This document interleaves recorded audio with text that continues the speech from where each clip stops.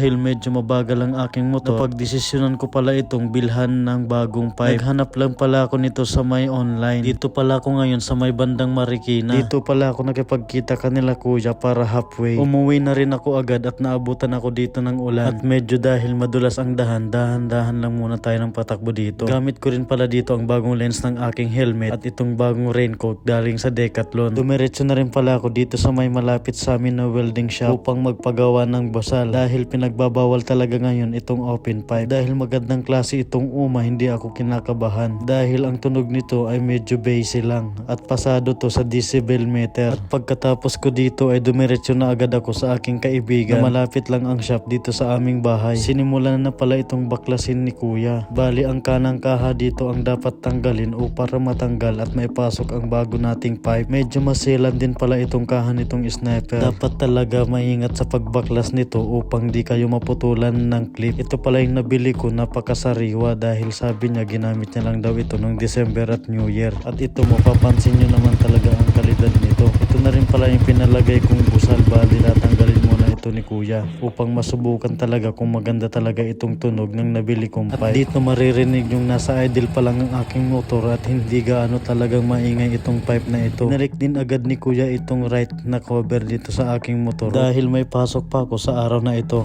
Ayan, maririnig yung nasa idle pa lang itong aking tambutso at mukhang tunog stock lang ito. Sinubukan na rin pala dito ni kuya na isagad itong throttle upang mapakinggan kung gaano kaganda talaga ang tunog ng uma na ito.